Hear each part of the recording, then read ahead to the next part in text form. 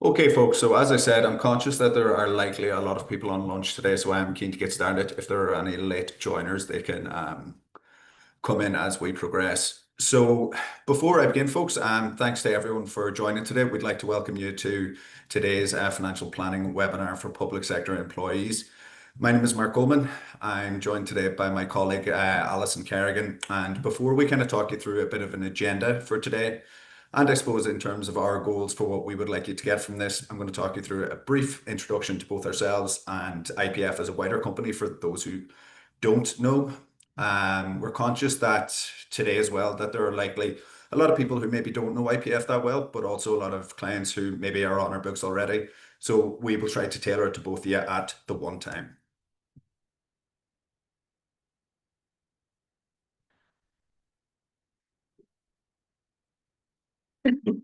Excuse me. So, as I said, my name is Mark Coleman. I'm joined today by my colleague Alison Kerrigan. We're both qualified and registered financial planners at IPF. What I mean when I say that we're qualified and we're registered, we are both qualified and registered with the central bank. As a company, IPF, excuse me.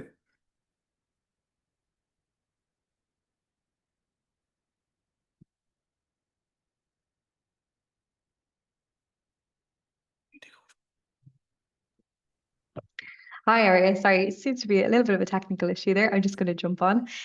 So just as a company, Mark's going to pop back there. We are Irish owned. We're an Irish owned brokerage. We're an independent brokerage. Okay, when it comes to everything outside of the AVC, for the AVC, we are tied to New Ireland Insurance. Okay, we're one of the two companies in Ireland which run the payroll facilitated group AVC schemes for the public sector. We have a really, really strong team of financial advisors here at IPF. We're all experts in public sector benefits. Okay, so we're really, really, really well placed to give you good expert advice on the superannuation benefits you have in place already at work, but also as well what you can do to actually improve them more importantly. Okay, we have over 30,000 clients at IPF, which we're very, very proud of. The most of them are in the public sector. And we have over $1 billion in funds under management, okay, which I think really, really shows the trust that our clients place in us as advisors.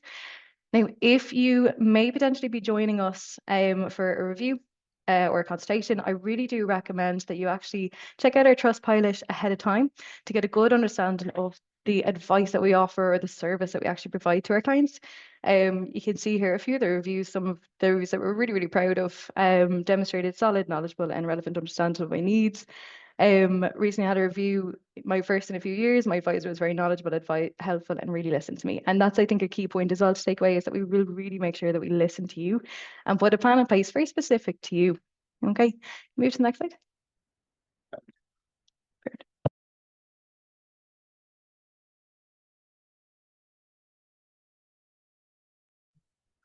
Okay, my apologies there, folks. There was a bit of interference on my headphones, which I think is rectified now. So thanks for Ali for jumping in there. So in terms of our objectives for today, so I suppose what we're going to look at is we're going to look, first of all, at the kind of benefits that you all have in place already via your main scheme or what is often referred to as your superannuation. We're going to look at what are AVCs or additional voluntary contributions and could they benefit you? And then finally, we're going to look at the overall financial planning process and how that works. Essentially speaking, from myself and Alison's perspective, what we would like all of you to get from this today is to walk away from the presentation with, I suppose, a better understanding of whether or not it makes sense for you to engage in the financial planning process. Now, that might be, I suppose, from the perspective that you might be engaging with it for the very first time, or if it's, I suppose, from the perspective that you might need to sit down and review the plan that you already have in place. We're going to run through examples. We're going to run through some information. And again, providing, I suppose, that we've done our job well, you will have a very clear understanding afterwards of whether or not you need to sit down for the first time, or as I said, revisit your plan. So in terms of the typical reasons that we see why public sector workers like yourselves might sit down and meet us. So you may have a shortfall in your main scheme benefits. This can be caused by a lot of things, okay? Things that we often see might be that people might start working late, as in you might be a little later joining the workforce, or you might be a little later just joining the public sector. You might have spent time working abroad before, could be, anywhere from as close by as the UK or as far away as the likes of Australia and the States. There might be periods, this is something that we see quite often as well, is that people might have spent a portion of their career working reduced hours or perhaps job sharing, which will affect your final benefits. You might have taken career breaks before, so it might have been, that you might have actually broken service, or you might have taken, I suppose, an employer sanctioned career break for a period of time, which won't have counted towards your years of service. Your non-pensionable employment. So this sometimes isn't too applicable to perhaps a lot of people, if there are maybe certain types of civil servants on here who work maybe office-based jobs, but for the likes of our clients who maybe work in the guards, who maybe work in hospitals, or maybe have on-call allowances and so on, that can be very, very important because over the course of a career, you might be earning a lot of non-pensionable employment that might be, I suppose, contributing to your standard of living, but not counting towards your pension at the end of the day. So sitting down and looking and, I suppose, understanding how you can make that employment pensionable is something that we would see often. You might like the option to retire early. I'm going to talk to you in a couple of minutes a little bit about the different retirement ages. So if it's a case that it might be that you might want to retire a little bit earlier than that, or at least just have the option of retiring earlier, we would recommend, or often we would see people sit down to go through those numbers exactly. You might have a pension gap depending on when you joined, between when your employer's pension entitlement kicks in and when your state pension entitlement kicks in. For the post 2013 scheme members or single scheme members, we see the vast majority of those that we speak with initially do want to sit down simply because that scheme is, I suppose, a little bit more complicated than the schemes that have come before it, and unfortunately, it is less favorable. You might finally have significant life events coming up, so it might be a case that you're buying your first home. You might be, you might have a promotion coming up or a recent promotion in the past, getting married, children coming into the household, and so on. And it might be a case that you want to make sure you either have the correct financial plan put in place, or to make sure that the financial plan that you previously had in place is tailored and altered if necessary. Finally, then, is the effect of inflation and savings on investments. So there's an awful lot of money in Irish banks at the moment that is sitting on deposit that is earning very, very, very little deposit interest. So for a lot of people who might have funds built up or might be saving towards something in the long term, they try and do it in a sense with us, that at the very least your money will be keeping up with inflation and working hard for you in the background. Now, I'm going to talk a little bit about your superannuation scheme. Okay, so what I'm going to go through here are five benefits. The first two are your main two, which are essentially your pension and lump sum. Now, because they are your main benefits, I'm actually going to cover them in the next two slides, so I'm not going to go through them now. But the next parts all pertain to what we would refer to as the protection side of things. So the pension lump sum are your pension and gratuity, or more so the pension focused areas. And then the next three are your illness benefits, your death and service benefit, and your spouse and children's benefit. So when we're talking to clients, be it for the first time or again, clients that we're doing annual reviews with, we would often calculate what benefits they have in place should they be out sick, should they pass away in service, and what would be left to their estate if that were to happen, or what illness benefit would they be entitled to.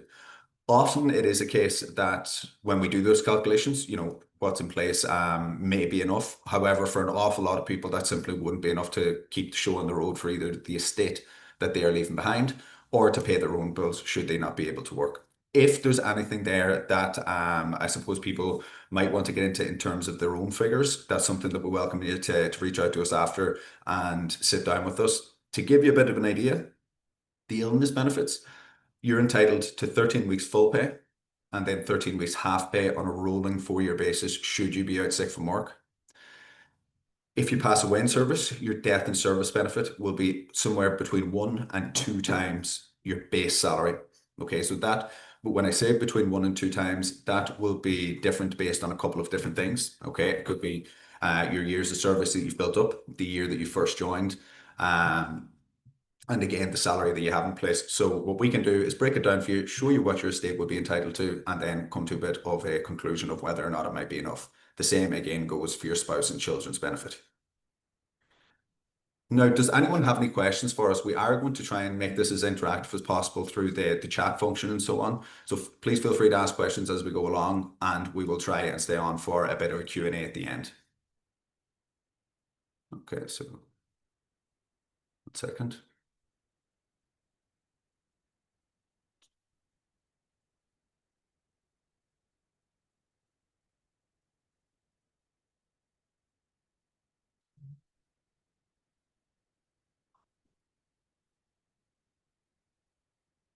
Sorry, there's just a couple of people there with hands raised. I'm going to try to let in. The question there, Mark, is death in service taxed? And resent that in. Okay, so thanks for the question. So your death in service is not taxed. Okay, so death in service is a form of life cover essentially. It's not taxable, but I suppose to just flat out, it isn't taxable, the same as life cover policies. Was there another one there, Alison? Sorry, they're not coming up on my screen. Well, will we be covering cost neutral early retirement?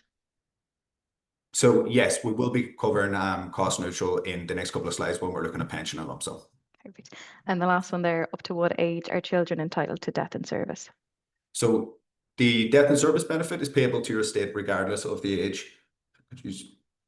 So your death in service is payable to your estate regardless. Okay, so even if you're unmarried or have children, your death in service benefit will be left behind to someone.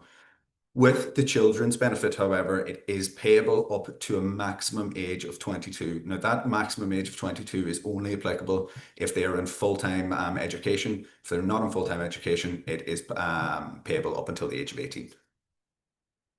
And just one more there, Mark. Post April 1995, how will I know if I'm entitled to the state pension alongside the work pension? And am I entitled to the supplementary pension? Okay, so that question for those of you who don't, I suppose, might not have any familiarity with what the supplementary pension is.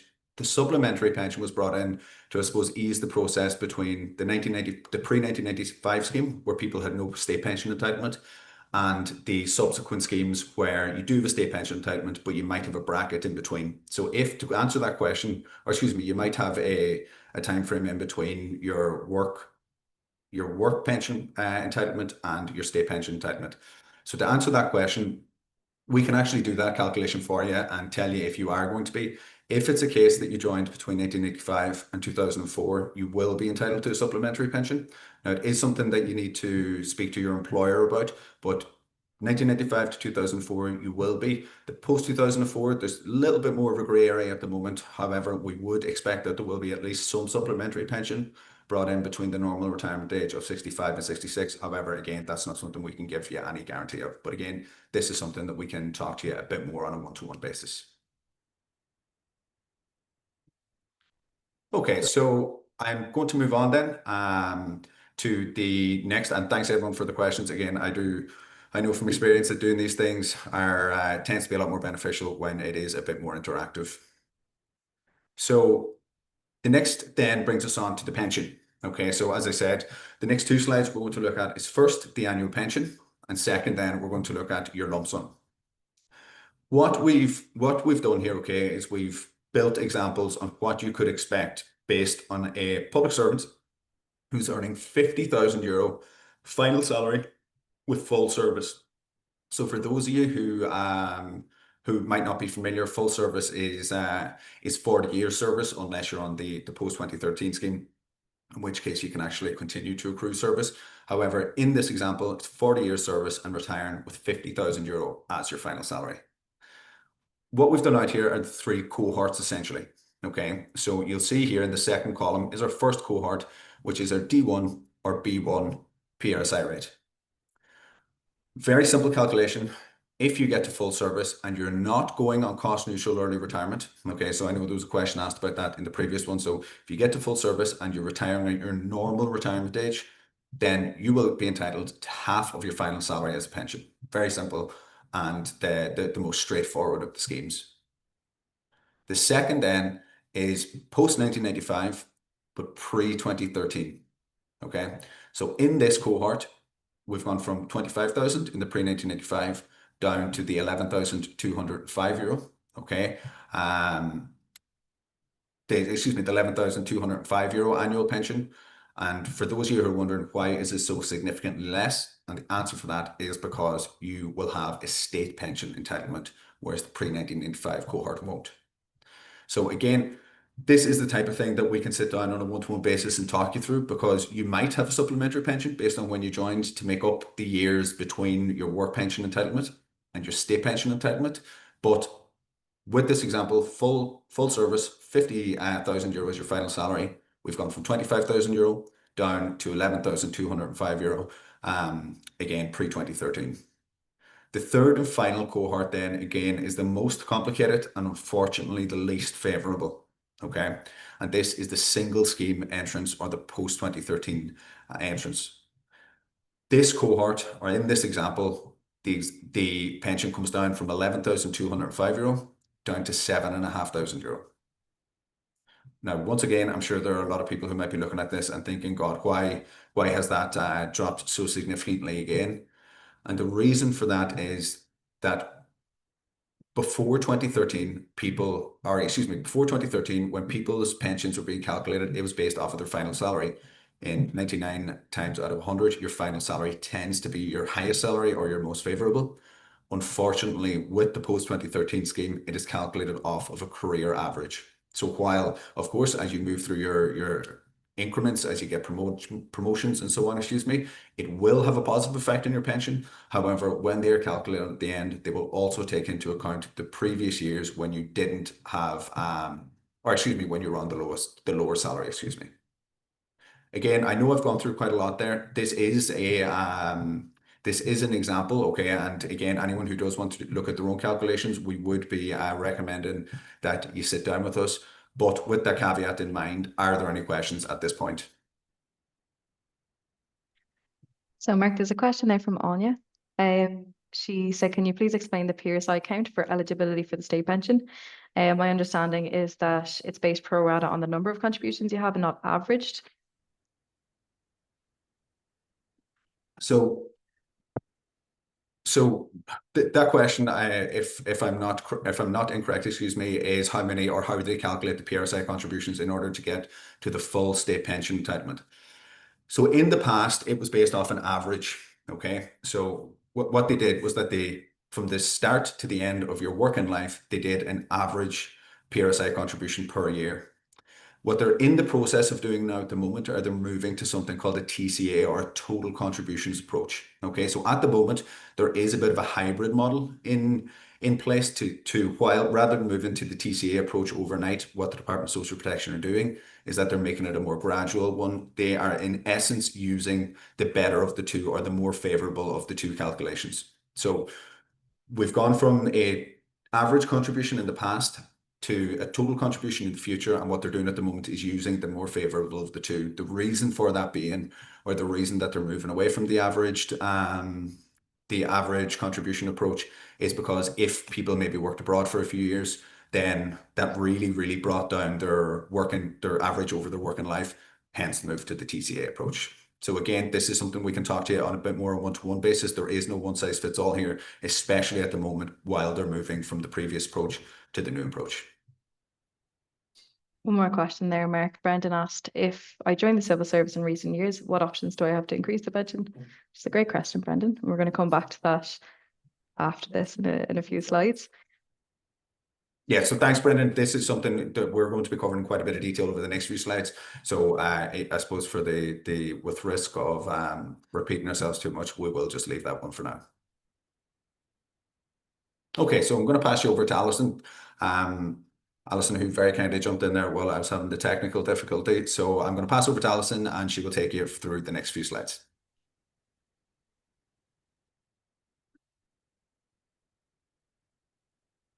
Yeah, perfect. So I'm just going to explain the lump sum. Okay, so the lump sum that you're entitled to at retirement. So essentially, it's quite similar across the board. It doesn't really matter when you joined. You're pretty much entitled to a very similar lump sum anyway. For anyone who joined pre-2013, okay, so that actually covers 3 schemes. Anyone who joined pre-2013, if you have your full service of 40 years at retirement, and you get to retirement at your normal retirement age, which could be 60 or 65, depending on when you joined, then you're entitled to 1.5 times your final salary as a lump sum paid out tax-free once off. Unfortunately, they only pay it once, but you'll get that at retirement at either 60 or 65 or whenever you go. And if you go earlier, it will be reduced with cost neutral early retirement. Okay, so if you do go earlier than your normal retirement age, you won't get this full lump sum, even if you have your full 40 years. Now, if you only have 20 years of service, okay, then you're entitled to half of that. So you're entitled to 37,500 rather than 75,000 as a lump sum. Okay. Now, one thing we're going to talk about in a few slides is actually how to still get that same max tax-free lump sum that you would have had with 40 years, even if you haven't worked the full 40, because a lot of our clients wouldn't have actually built up a full 40-year service. It's rare enough nowadays that people have that by retirement. Now, if you joined after 2013, it's a little bit different. You're still getting 1.5 times a salary, but it's no longer your final salary. It's now your career average salary. Okay, but very similar, as well as that if you are post 2013, you can still get a max tax-free lump sum. And again, I'm going to show you how you can get that through your own private savings and tax relief. Okay. So lump sum again, paid out one time at either 60, 65. For anyone post 2013, 66 is your normal retirement age. Okay. Now again, if you have anywhere between let's say you have 25 years of service, it's reduced pro rata. Okay. So depending on your years of service, that will depend on what your lump sum is by retirement. Okay. Perfect. So before we get on to kind of improving the lump sum, one thing I really do want to focus on is kind of retirement and what we typically find our clients need and what our clients typically want in retirement. Okay. Now, this is from the CSO. It's a very good actual survey that was done on people who are in retirement right now, so people who are actually retired, and it was done last year. Okay, so with inflation, I might say this is probably gone up a little bit. Now, what I really want to point out is this is the total average outgoings for somebody in retirement. So someone who's retired today, this is typically their average outgoings. Okay. Keep in mind that's outgoings. Your income is going to be taxed. So to get an outgoing of three, if you're living, let's say, paycheck to paycheck in a sense, you'd need to have an income coming in of around €43,000 to have outgoings of 35,000. Okay. So again, we really need to start looking at kind of the realistic side of retirement and seeing what you actually might need to make sure that you still have a good lifestyle in retirement as well. Most of our clients, because typically they will have a pension through work plus a state pension, to give them their full pension through work. Most of our clients are luckily at the point where they should be able to at least meet their basic needs. Okay, should be able to pay the groceries, should be able to pay the normal bills, hopefully keep the heating on. Ideally, we're trying to get them in a much more comfortable position where these are all very comfortable to meet.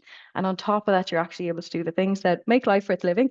Things like going on holidays, things like being able to get your hair done if you're like myself, being able to go out to events, still able to go to your weddings throughout the year if you have nieces and nephews, still able to do all the things that really make life fun and enjoyable. And for that, essentially, you do need income, unfortunately. None of these things are free. So what we'll typically look at when we sit down with our clients is, what would you like from retirement? What would you like to do? If you say you want to have a comfortable retirement, what does that actually mean to you? Okay, because for some people, a comfortable retirement is, being able to go out for dinner once a month and they don't really do too much outside of that. For others, it's going on holidays twice a year. It's being able to actually, want to go away for 6 months to Spain for the winter and just really, really get the most out of life and the most out of retirement. From our perspective as financial planners, you're working for 40 plus years for most of you. Want to be able to enjoy your retirement and make the most out of it, because these are essentially, it's like a new lease on life a lot of our clients will typically have in retirement if they've planned and if they've saved. And we'd love to see you all in that position as well. Right, if you just move on to the next slide. Thanks very much. So essentially, what are AVCs? Essentially, what we need to do is when we sit down with our clients, we need to look at what their pension is actually on track for. Okay, so we'll normally look at what your pension's on track for at whatever age you want to retire. Now, that could be at any age that you want to go. Okay. What your pension is on track for will not always meet what you need in retirement. Okay, so you may need to look at improving your pension and improving sometimes your lump sum as well. There's 4 ways to improve your pension and to improve your lump sum. One, you can work longer. The longer you work, you'll build up more service, so you'll have a better pension. A lot of our clients don't want to work beyond 66 or 65. Okay, so if you do want to make sure that you're going when you want to go, it's not always going to be an option. Especially as well if you joined a little bit later and you only have 10, 20 years of service by 60 or 65, you're probably going to need to look at alternative options. Okay. Another option is that you can go for as many promotions as possible, so that if you're pre-2013, that you finish up on the highest salary possible. And as well, if you're post-2013, that you have a higher career average salary. Okay, so go for as many promotions as possible, apply for as many scale jumps as possible, and that will improve your pension, absolutely. That's again not within your control for most people and not something you should really be relying on as an option unless there's a very clear path. And as well as that, some people are in, the majority of our clients, a lot of our clients will be in a position where they have kids, they're very busy households, they already have a lot of responsibility at work, And it's just not going to be feasible to take on any more responsibility and to take on any promotions as well. So again, it's not always going to be an option within your control. Okay. For anyone pre-2013, you have the option to buy back service. Okay. Good option for some, a very expensive option for most. Okay, especially if it's service that you haven't worked, which is called notional service. Now, if it's service that you previously worked, so for example, if you have training years, if you're a nurse and you're training years back in the 90s that you're able to buy them back. They're going to be really, really good value for money. For most of you, trying to buy back years of service, I definitely recommend getting a quote and seeing what's going to be on offer. It'd be very, very expensive. It can be really, really difficult as well for anyone who might want to retire earlier than the normal retirement age because they're going to pay 100% for their years bought back and they're going to be discounted then as an income in retirement. Okay, so it really doesn't always represent good value for money, not always. That's not a blanket statement, sometimes it does. Okay, so again, really recommend sitting down with an advisor if you've gotten a quote for buying back years and looking at your other option, which is to have an additional voluntary contribution, which is an AVC. And this is the fourth option. Okay, from our perspective as financial planners, it's the option that gives you the most control and the most flexibility before retirement and also at retirement as well. Okay, and you can also use your AVC, by the way, at retirement to buy back service if it's something you need to do or want to do. Okay, so it doesn't shut off that as an option, absolutely. Okay. So what are AVCs? Some of you will have AVCs either with us, maybe with someone else. Some of you have never heard of AVCs before. Some of you, and a lot of people are people who know what an AVC is, know they probably should have one, probably want to have one, but just never got around to setting it up. Okay. And we want to really, I suppose, give you a bit of an understanding of why and how you actually do that. Okay. So an AVC, essentially, it's a tax efficient way to maximize, number one, your tax-free lump sum. So if you don't have 40 years, you're going to get your full tax-free lump sum. Okay. So you can maximize your tax-free lump sum.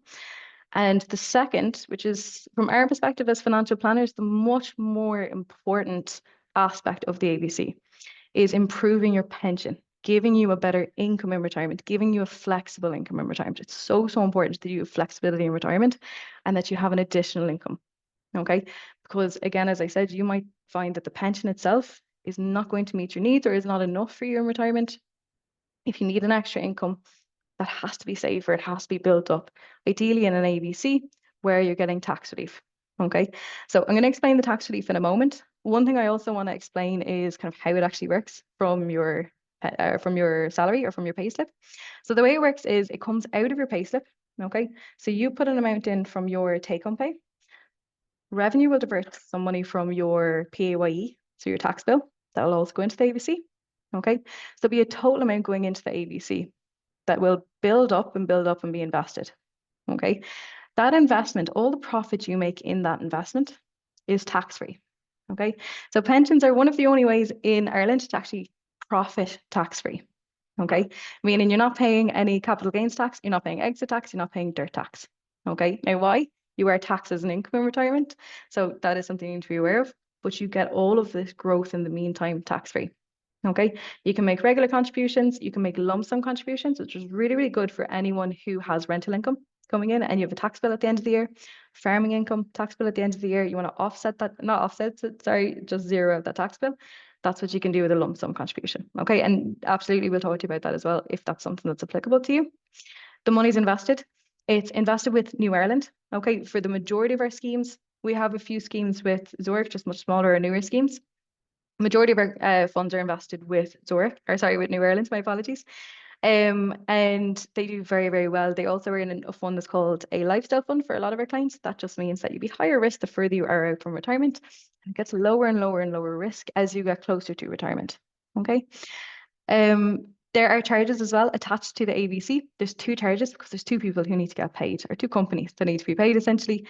There's the investment managers in New Ireland who do a very important job of managing your fund, you're managing your investment. And then there's IPF. So we take a portion of your allocation, so a portion of your gross premium. And again, we'll go through that in much finer detail on a consultation because it's very dependent on how much you're paying into the AVC, your term to retirement and so on. There's a lot of factors in that as well. But the charges, again, we're very proud of our charges. They come out of the actual AVC itself. You're not having to pay us a certain amount every year just to meet with us for your annual reviews or setup costs or anything like that. It's all covered in the charging structure itself, which we will as well make sure that you have a very clear understanding of before you set up the AVC so that you know exactly what you're paying. Okay. A few rules of the AVC before we move on just to tax relief. These are really questions that we get all the time. Okay, so I just want to run through them now. One is that if you pass away, any money you build up in your AVC plus all of your tax relief is going to pass to your estate on death. Okay, so all of your money built up in the AVC plus your tax relief, which you've taken away from taxes and put into your fund for yourself, that money will be paid out to your family on death. As well as that, it's very flexible. You could start off your AVC on a very comfortable premium now and build up and build up and build up.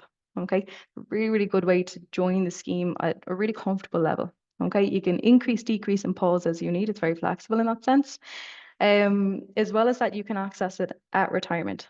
Okay, what that means is that if you retire at 60, but maybe you're on the single scheme, so your normal retirement age is actually 66, but you're going to retire early, you can access the AVCs then. Okay, so they're to help you essentially for a lot of people retire early as well. Okay, so these are just a few rules with AVC that really are kind of a few questions people typically have for us as well. So I just wanted to address those now. So I'm going to talk about the tax relief and how it works. Okay, so I'm going to assume that the majority of people here are a higher rate taxpayers, meaning you earn over 45,000 a year typically. Okay, if that's the case, you will get 40% tax relief on your contributions. 40% tax relief, what that means is if you're putting in €250 to your AVC, that €250 is made up of two different contributions. There's €100 in tax relief taken from your income tax, your PAYE on your payslip, and €150 from your take-home pay. Okay, so let's assume you're paid fortnightly and you're putting €150 away every fortnight, getting an extra €100 redirected from your taxes into the AVC too. So instead of 150 going in, let's say to the credit union where you might have it going in at the moment, by putting that into an AVC, you're building up €250 a fortnight into a fund that's invested and is growing and growing on top of that tax-free. Okay, so a really, really good way to start taking a bit of money back from taxes and put it into a fund for yourself. Now, I will say as well, if anyone is on the lower rate of tax, that's absolutely fine. You're still getting tax relief, but because you pay a little bit less tax, there's less tax relief available to you in the sense that it's 20% tax relief. So for you to put in €100, you'll get €25 redirected from taxes into the AVC as well. So €125 would be your gross premium. Now, I would always say, because some people say to me, oh, wait until I'm on the higher rate of tax before I start paying into an AVC. Earlier you start the AVC, the better. I'm going to talk a little bit more about that as well, okay? Give you a good understanding of why that might make sense to build up and build up and build up, okay? So if you come to us, like a lot of our clients do come to us at 60, and then you might say, okay, I have been thinking this whole time, I know I was meant to start an AVC when I was 40, when I was 50, but I never got around to it. I had a lot of other expenses, with kids, going through college, I had a lot going on, and all of a sudden now I'm realizing I'm 5 years away from retirement. I actually need to start looking at this and put a plan in place. Okay, that happens a lot.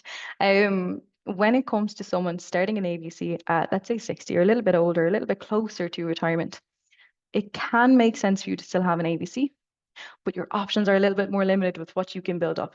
Okay, so you will need to put a little bit more away. Typically, you get a lot more tax relief, obviously, because you're allowed to put a lot more away. But what you can build up and why you're building it up might be a little bit different to your colleagues. Okay, so for example, let's say you're 60, you're going to go at 65. And let's say you have a €35,000 gap in your lump sum. So you're going to get a €70,000 lump sum, but you only have 20 years. You would have a €70,000 lump sum with 40 years of service, but you only have 20 years of service. So you're getting a €35,000 lump sum instead. You can build up over these 5 years with 5,000 a year. Okay, so that's 3,000 from you, 2,000 from revenue. Build that up in an AVC, and over 5 years, you should be able to build up around 34,000 to have your full max tax-free lump sum. Okay, and again, that's 3,000 a year. If you get to retirement in 5 years' time and have €34,000 tax-free. Okay, so let's say you came to us a little bit earlier. So maybe you came to us at 50. Okay, now we can really start looking at, obviously, one, building up the max tax-free lump sum, but now we can really start looking at the income that you could potentially have post-retirement. Okay, so let's say you come to us at 50 and you're thinking, God, I know that I'm going to need a little bit more for my tax-free lump sum, but I also want a better income. That's when we can really start looking at trying to build up a bigger and bigger pot for you, get better amount in the AVC, build up your tax relief, build up your tax-free growth, and have not only your max tax-free lump sum, but also an income in retirement. Okay, so you can see there though, and I think this is a really, really important thing to point out, is that if we go 10 years back and someone comes to us at 40, okay, they can put the exact same amount in to an AVC, but they're paying in for a much longer time. So they're getting a lot more tax relief. They're still only putting in 3,000 a year from their pocket. And they're building up, instead of 118,000 in 15 years, they can build up potentially 255,000 over 25 years. Okay. So what I hope you can see here is that the longer you're invested for, the more you can build up typically, but also as well, the more options you're going to have in retirement. The better this is going to be for you in retirement, but also the less you need to do over the years. Now, this is a really, really important thing to point out, because a lot of people will say to us, oh, I'm only in my 30s, I'm way too young to be looking at a pension. Speak to any of your older colleagues, they will tell you start looking at it as early as possible. If you are in your 30s, if you're in your 20s, what I really want to get across is how much you can actually build up with a premium of only around, with 5,000 a year, which is 3,000 a year from you, 2,000 from revenue. You could put yourself on track for nearly 500,000 euro in an AVC at retirement, okay, in 35 years. Just give you an understanding of what an income that would provide. That could provide you with around 20,000 euro, just under, a year as an income on a sustainable basis in retirement. Okay. Now, this is something that I really want to point out for anyone who's that little bit younger. We can't rely as much as possible as our older colleagues on the state pension. Okay. You know you're going to have a pension through work. You know it's going to be a little bit more reduced compared to your older colleagues who may have joined a little bit earlier. Really start to take control as much as you can, as early as you can, and start to build up as much as possible to get yourself in the best position. And that is what we'll talk to you about on a one-to-one consultation. Okay, so the younger you are, get it started as soon as possible. The older you are, absolutely sit down with an advisor. Let's see what we can do for you. Let's see what you can build up in a fund. You are going to have to, I suppose, know as well that you're a little bit more limited, but there's a lot of opportunity for tax relief and tax-free growth within that. Okay, so it's never too late, but start as early as possible is, I suppose, the point of this. Okay. So just to, I suppose, recap what we covered today, and we're going to have a Q&A now in a moment. I very briefly want to talk about our mortgage department, and then we'll I suppose shut it down then, I think, because I think a lot of you have taken up your lunchtime. So essentially what we're looking at, what we looked at today is we covered your main scheme benefits. So Mark very well went through your main scheme benefits that you will receive at retirement. Again, when we sit down on one-to-one consultation, we'll show you what your benefits actually look like. Okay. I talked to you a little bit about AVCs are, how they can benefit you in retirement. What I want to talk about now is just how the financial process actually works, our financial planning process actually works. If you see up in that corner there's a QR code. Okay. That QR code, if you scan that QR code, it'll send us back what's called a pre-appointment questionnaire. If you fill that out, we'll make sure to prioritize you for a one-to-one consultation. Now, we had nearly 200 people register for this presentation. Okay. Every single person who registered for this presentation is going to get a call in the next week or two. Okay. And we'll just give you a quick call to see, do you want to, if you have any questions, or if you want to book in for a consultation, we'll set you up with a time and date that suits you. Our consultations are over Zoom or Teams, whichever suits you better. Take about an hour typically. Okay, so set aside an hour for you, look at what you're on track for, really get a plan in place for you for retirement. And really, I suppose, at least once you have that hour set aside, done, retirement plan in place, you don't need to look at it again then for another year. Okay, and that's something again that we'll talk about a little bit in a little bit of a moment, is really how we can meet with our clients every single year and help you build up this plan over the years and over the years through annual reviews. Okay. So Mark, will you just skip on to the next slide there? Thanks very much. I'm going to very briefly go into mortgages. Okay. So with mortgages, we have a lot more people now coming to us. A lot of our clients were really looking for information on switching mortgages. A lot of our clients looking for mortgages for their first time mortgage, or maybe looking to buy a second house, or maybe looking to downsize or upsize. So we now have a mortgage team in place. Okay. So we have a mortgage broker who's absolutely fantastic, has a really, really strong knowledge, not only of public sector benefits and public sector options for people who are looking to buy or looking to switch, and they're working in the public sector. It's a little bit different for you. And he also has access to, as far as I know, almost all the lenders on the market, if not all. He's a one-to-one point of contact for, who will actually guide you through the process. Okay, we'll basically be able to take you from the point of 6 months out from application to application stage, or give you your options when it comes to switching. Okay, which is really, really important, because again, what we want to make sure is that not only we're helping you put a plan in place for your pension, put a plan in place for, let's say, the other aspects of your financial plan, investments, protection, life cover, income protection, all these things that we can look at. mortgage is a really important part of your financial plan that we want to be able to provide support on as well. Okay, so just so you know, if you scan that QR code, that'll take you straight to our mortgage department. Okay. Lovely. And again, if you want to have a brief look at that there, if you want to take a photo, if anyone's interested in mortgages, these are kind of who will make sense to actually speak to our mortgage broker. Anyone who's looking to actually take advantage of potentially switching to maybe get potentially either a shorter term or a longer term, you can redirect some savings as well that you make on your mortgage, for example, towards an AVC. If it's only €68 a month, that turns into €103 after tax relief, so with tax relief. Okay. And that can build up very, very quickly over the years. Okay, can we just move on to the next one? Very briefly, I just want to show you this as well. And just to scan that QR code again, if you want to have a chat with anyone in IPF about potentially setting up an AVC or joining the AVC scheme itself. For anyone who joins the AVC scheme in July, you will receive a €50 Dunstore voucher. So it's not a reason to set up an AVC, but it's a nice little bonus if you do decide to. Because again, the AVC will really benefit you at retirement. It's nice to get something now as well while you're still working. So what we're going to do is we're just going to take a little bit of a moment just for a brief Q&A. Okay. So lovely. So really good questions here. What is cost neutral early retirement? So Fiona, very, very good question. Cost neutral early retirement means that if you retire earlier than your normal retirement age, which is either 60, 65, or 66, then you'll be penalized for going early. As a very easy example, because it's a really typical one that we're coming across, if you're on the single scheme and your normal retirement age is currently 66, it's tied to the state pension, so it could move, but it's 66. So if you want to go at 60, you're going 6 years early. So that means that the pension that you've built up, you're only going to get 81% of that pension that you've built up. Just to give you an idea of kind of how that actually works. Okay. Your lump sum will also be reduced as well, but by a lesser amount, just by 98%. Okay. You're still going to get your pension, but it will be reduced. Okay. Lovely. I have a question here for Mark as well. So this is from Cornelius. Is your max tax-free lump sum defined by your years of service or by revenue legislation?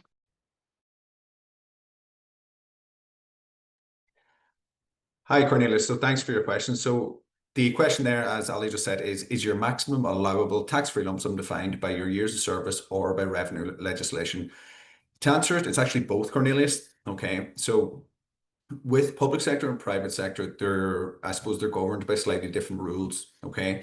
If you are at your normal retirement age, okay, so providing you're not taking cost neutral, which I'm going to touch on in a second because there's a separate question in relation to it, is that it's 1.5 times your final salary. Okay. However, the tax-free portion is capped at 200,000. So if, for example, your lump sum is going to, I suppose, breach that 200,000 limit, a portion of it may be taxable. So it's actually, to answer the question, it's actually a bit of both.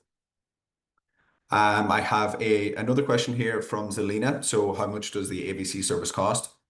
So with the AVCs, there's no, I suppose, one size fits all cost. Okay, so the charges, as Alison mentioned, are built into your contributions. We will break them down for you, but the reason there's no one size fits all, excuse me, is because they vary slightly depending on a couple of things. So they vary depending on the contribution you're going to make, your term to retirement, and your age. Okay, so again, we will break it down and speak to you on a one-to-one basis to I suppose make sure that you understand exactly how much it's going to be. However, if, for example, someone is very, very close to retirement, what we do is we reduce the charges because you're going to have less time to make up the investment growth over time. So thanks very much, folks, for your questions. I'm going to keep moving through those, and then I might pass back to Alison to take over the last couple. So I have one here. So if you have an AVC, is there any point in changing providers, or do you just stick with the same?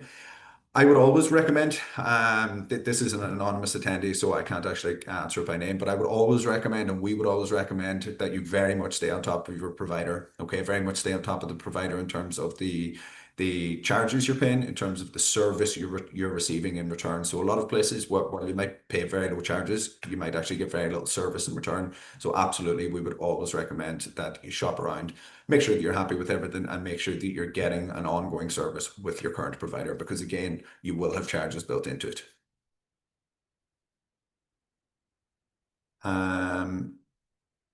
So again, another anonymous question here. So I am near career end. What is the max AVC permissible? Well, you might be near career end. I don't know what age you are. Okay, so to answer that question and to give people a bit of an idea of how the maximum AVC is permissible is calculated, it's calculated as a percentage of your total earnings based on your age. So at different milestones, as you get older, revenue increase your maximum allowable by 5%. So if, for example, you're 60 or older, the maximum you can put towards your total pension, not your AVC, your total pension is going to be 40%. And then what we do is we take away what you're contributing to your superannuation scheme. So 40% less your superannuation scheme, which we can calculate for you. And that is the maximum you're allowed to put towards the AVCs. Another question here is your AVCs taken means tested when you reach state pension? No. No, the answer to that is no. Your AVCs will be taxable. Okay, so this actually comes into a question someone else had asked a minute ago, which we will get to. It will be taxable. Okay, so what we would often talk to people about is to make sure that they're withdrawing it down in the your state pension entitlement. However, it's not AVCs, or excuse me, it's not means tested.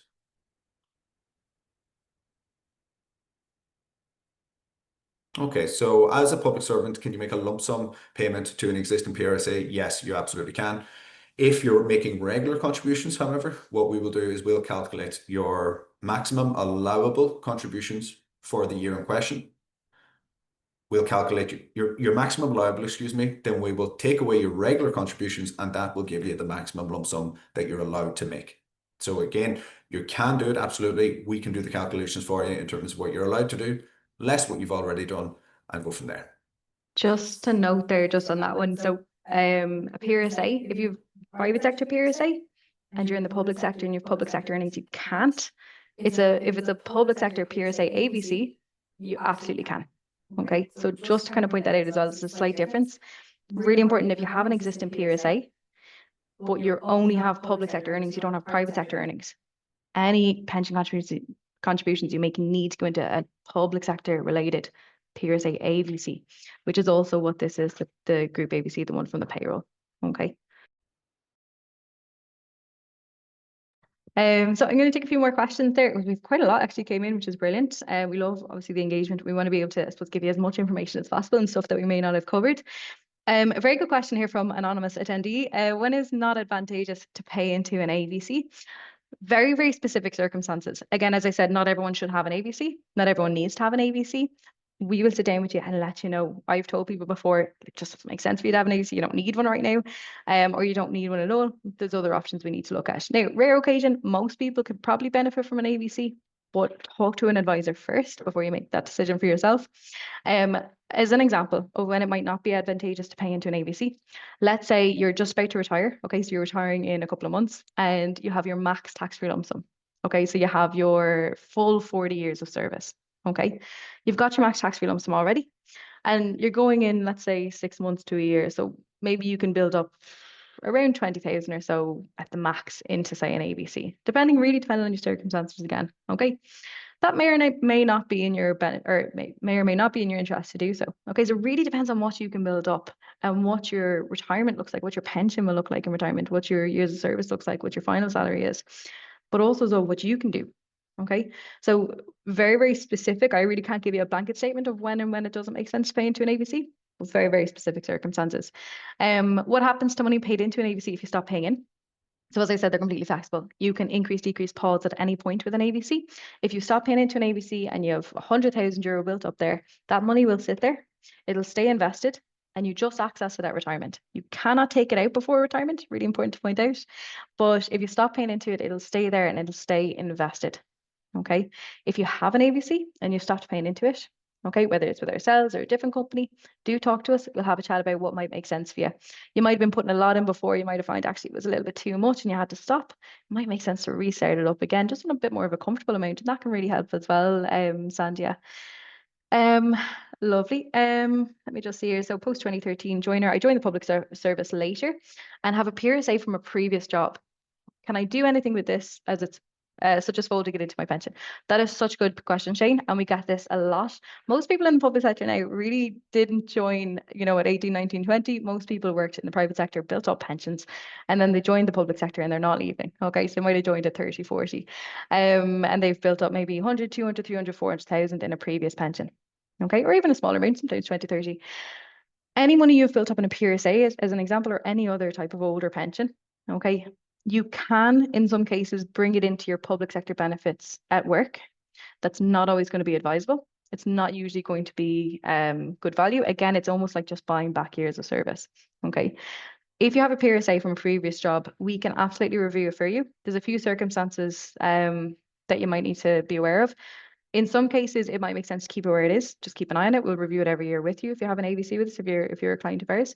It might make sense to move it to a different provider to get a better charging structure, to get better access to funds, to get better advice on it as well going forward. Very dependent on your circumstances. Again, unfortunately, I'm going to be repeating that quite a bit. Very dependent on your circumstances. But again, talk to an advisor. We'll talk to you about what your options are for that. Okay. Now, I'm going to pass you over to Mark there again. Okay, thanks for that, Alison. So I will take the next few. Okay, so Zelina, what is my normal retirement age if I joined in 2008? So your normal retirement age is 65. So the normal retirement ages in the public sector at the moment are pre 2004 is 60, 2004 to 2013 is 65, post 65 is 60, or post 2013, excuse me, is 66, but it's tied to the state pension. So if state pension age changes, so does your normal retirement age. Fiona, so you get tax relief putting into an AVC, but get taxed taking it out. That is correct. So pension income is taxable now. Now, if you have an AVC fund built up, like the vast majority of people, you will have a tax-free shortfall. So you get the initial portion tax-free, you'll get tax-free growth, and then a portion of it will be taxable. Okay, so again, this is something we deal with on a one-to-one basis to again make sure that it's as tax efficient as possible for you.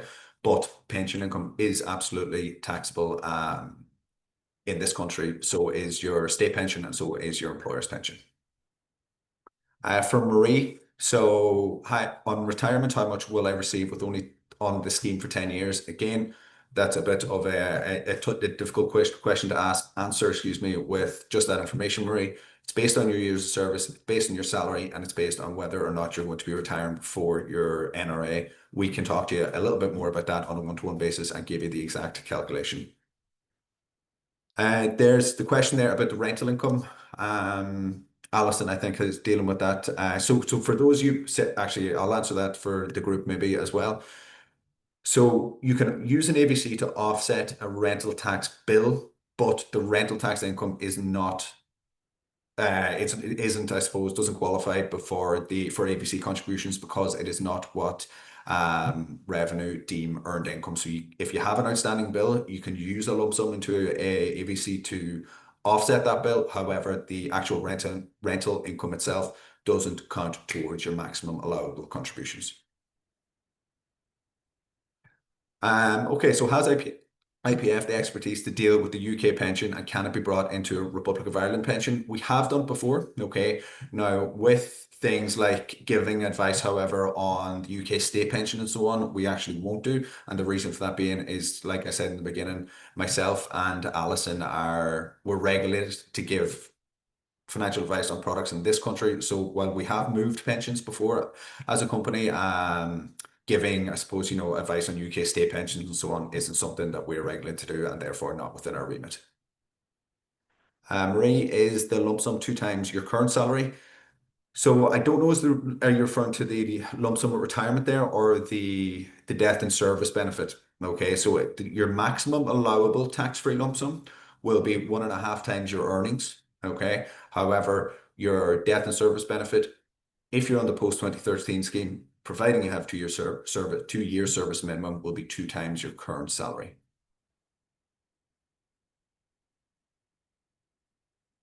Okay, so can you talk about investment risk if you join the public sector post 2013?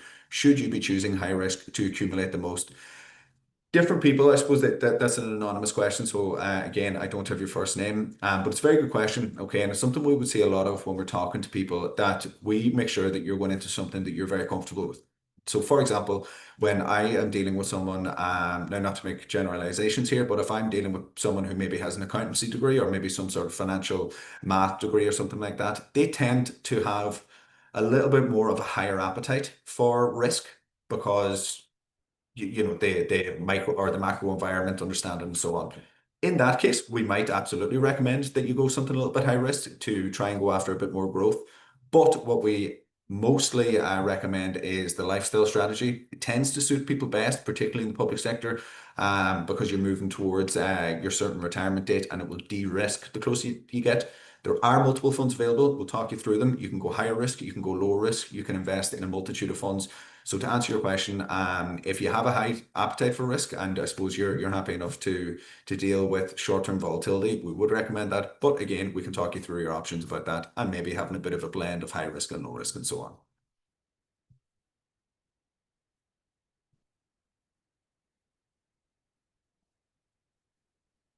Okay, so what is the fee for lump sum contributions to a public service AVC? So again, it'll vary. It's typically around 4 or 5%. Okay. It also says here there is no fee for lump sums into a private PRSA. Typically speaking, with a private PRSA, you will have a higher annual management charge, however. So that is why there's no allocation rate charge, as they call it. You'll get 100% allocation on the value of your contribution, meaning that there'll be no fee. However, when the money is in there and the money grows, it will be subject to a higher annual management charge. That is 99% of cases that you'll have at least a 1% annual management charge, whereas with the public sector ABC, it will be below that. Okay, so I think we're on to the last couple of questions here. We've taken up almost or just past the full hour, which is great given the level of engagement. So if pre-2004 and can retire at 60, but have a few years on reduced hours, what do you recommend? I'm not sure if that question is the few years of reduced hours are now or maybe previous in your career. If you can maybe just clarify that, I'll be able to answer that question with a bit more accuracy. If it's at the moment, you can and you can have your I suppose adequate years of service and your adequate pension. Why not retire, as we always say? If it's in the past and you need to make up those reduced hours, we can talk you through how you can do that by way of the ABC and actually do the calculation for you to show you exactly what difference it will make on your pension from a monetary perspective. So if you've completed 40 years of service before 66, can you retire after 40 years before standard retirement age and still receive full amount? Now, I'm open to correction here, but if you retire, sorry, so if you have your 40-year service date on the age of 63, your normal retirement age is 66, and you go at 63, yes, they will still apply cost neutral early retirement. And the reason that they will do that is if you think, John, okay, your employers are looking at you, and even if you have your 40 years of service, you're going to retire at 63, they are going to reduce that slightly because they are going to have to pay you that pension longer over time. And that is, I suppose, the purpose of cost neutral in the first place, is that the reason they bring it down and the reason they add those penalties is that if John lives to whatever age he's going to live to, he will, depending if he retires earlier, we'll have to pay him that amount over time. So that's the reason they reduce it on a pro rata basis. Okay, so folks, at this point, I think with the 35 or 36 questions, we're going to wrap up. Again, we will be reaching out to everyone who has registered. Please feel free to scan the QR code if you'd like to be prioritized. Again, for myself and Alison, thank you very much for your engagement today, and we'll be in touch with you all over the next few days. Thank you so much, everybody.